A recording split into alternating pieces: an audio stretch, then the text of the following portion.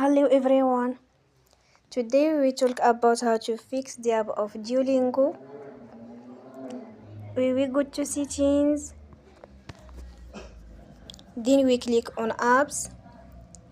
After that we search the app Duolingo and we click. Then we'll on for stop.